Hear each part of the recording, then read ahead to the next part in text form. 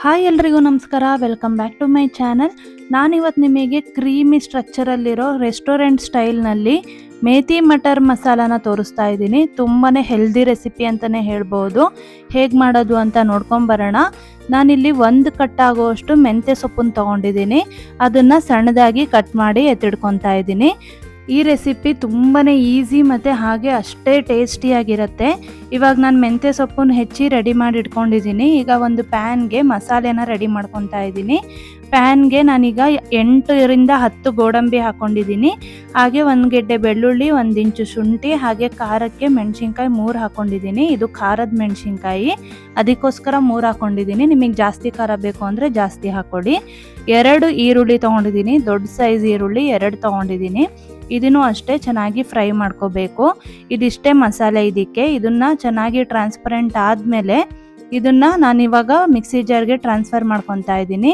Mixie ಜಾರ್ಗೆ ಇದೆಲ್ಲ ಹಾಕ್ಕೊಂಡು ತಣ್ಣಗಾದ್ಮೇಲೆ ರುಬ್ಕೊಡಿ. 1 ಹಿಡಿ ಆಗೋಷ್ಟು ಕೊತ್ತಂಬರಿ ಸೊಪ್ಪು, ಹಾಗೆ 1/4 ಕಪ್ ಆಗೋಷ್ಟು ಮೊಸರು ಹಾಕ್ಕೊತಾ ಇದ್ದೀನಿ.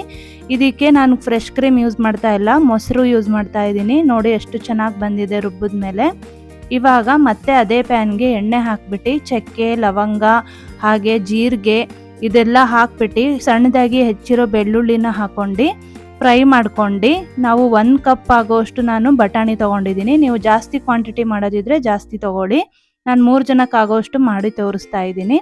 1 ಕಟ್ ಆಗೋಷ್ಟು ಮೆಂತ್ಯ ಸೊಪ್ಪನ್ನ ತೊಳೆದು ಹೆಚ್ಚಿ ಹಾಕ್ಕೊತಾ ಇದ್ದೀನಿ. ಇದನ್ನು ಅಷ್ಟೇ 1-2 ನಿಮಿಷ ಫ್ರೈ ಆಗಕ್ಕೆ ಬಿಡಬೇಕು. 1-2 ನಿಮಿಷ ಫ್ರೈ ಆದಮೇಲೆ ಇದಕ್ಕೆ ನಾವು ರುಬ್ಬಿರೋ ಅಂಥ ಮಸಾಲೆನ ಸೇರಿಸ್ಕೋಬೇಕಾಗತ್ತೆ. ತುಂಬಾ ಸಿಂಪಲ್ ರೆಸಿಪಿ ಇದು. ಮನೇಲಿ ಏನು ತರಕಾರಿ ಇಲ್ಲದಾಗ ಇದನ್ನು ಟ್ರೈ ಮಾಡಿ, ತುಂಬಾ ಚೆನ್ನಾಗಿರುತ್ತೆ ಈ ಗ್ರೇವಿ. ಇವಾಗ ಮಸಾಲೆ ಆ್ಯಡ್ ಮಾಡ್ತಾ ಇದ್ದೀನಿ. ಇದನ್ನು ಅಷ್ಟೇ ಎಷ್ಟು ನೀರು ಬೇಕು, ಕನ್ಸಿಸ್ಟೆನ್ಸಿ ಎಷ್ಟು ಬೇಕು ಗ್ರೇವಿಗೆ ಅಷ್ಟು ಮಾತ್ರ ನೋಡ್ಕೊಂಡು ನೀರು ಹಾಕ್ಕೊಡಿ. ಇವಾಗ ಇದಕ್ಕೆ ರುಚಿಗೆ ತಕ್ಕಷ್ಟು ಉಪ್ಪನ್ನು ಸೇರಿಸ್ತಾ ಇದ್ದೀನಿ.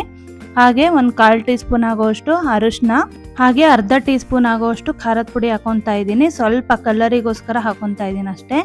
1 ಸ್ಪೂನು ಧನಿಯಾ ಪುಡಿ, ಹಾಗೆ 1/4 ಸ್ಪೂನ್ ಆಗೋಷ್ಟು ಗರಂ ಮಸಾಲ, ಒಂದು ಸ್ವಲ್ಪ ಕಸೂರಿ ಮೇಥಿ ಹಾಕೋದ್ರಿಂದ ಒಳ್ಳೆ ಫ್ಲೇವರ್ ಇರುತ್ತೆ. ಅದಕ್ಕೋಸ್ಕರ ಈಗ ನೀರು ಹಾಕ್ಬಿಟ್ಟು ಅದು ಕನ್ಸಿಸ್ಟೆನ್ಸಿ ಅಡ್ಜಸ್ಟ್ ಮಾಡ್ಕೋಬೇಕಾಗತ್ತೆ. ನಾವು ಚಪಾತಿಗೆ ಮಾಡುತ್ತಾ ಇರೋದ್ರಿಂದ ಗ್ರೇವಿ ಕನ್ಸಿಸ್ಟೆನ್ಸಿಗೆ ಇಷ್ಟು ಸಾಕಾಗತ್ತೆ ನೀರು. ತುಂಬಾ ಹಾಕಕ್ಕೆ ಹೋಗಬೇಡಿ, ಗಟ್ಟಿ ಇದ್ರೇ ಚೆನ್ನಾಗಿರುತ್ತೆ ಈ ಗ್ರೇವಿ. ಇವಾಗ ಬಟಾಣಿ ಎಲ್ಲ ಬೇಯಬೇಕಲ್ವ, ಅದಕ್ಕೋಸ್ಕರ ಮುಚ್ಚಳ ಮುಚ್ಚಿ ಬೇಯಕ್ಕೆ ಇಟ್ಬಿಡಬೇಕು. ಇವಾಗ ಏನು ಹಾಕೋದಿಲ್ಲ ಇದಕ್ಕೆ.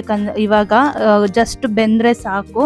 ಒಂದು 5 ನಿಮಿಷ ಸಿಮ್ಮಲ್ಲೇ ಬಿಟ್ಬಿಡಬೇಕು. ಅವಾಗವಾಗ ಟರ್ನ್ ಮಾಡ್ತಾ ಇರಿ, ಅದು ಗಟ್ಟಿಯಾಗಿರೋದ್ರಿಂದ ಹಿಡಿಯತ್ತೆ. ಅದಕ್ಕೋಸ್ಕರ ಅವಾಗವಾಗ ಚೆಕ್ ಮಾಡ್ತಾ ಇರಿ, ಟರ್ನ್ ಮಾಡ್ತಾ ಇರಿ. ಈಗ ಮತ್ತೆ ಮುಚ್ಚಳ ಮುಚ್ಚಿ ಇನ್ನೊಂದು 5 ನಿಮಿಷ ಬೇಯಿಸಿದ್ದೀನಿ. ನೋಡಿ ಎಷ್ಟು ಚೆನ್ನಾಗಾಗಿದೆ ಅಲ್ವಾ, ಕ್ರೀಮಿಯಾಗಿ.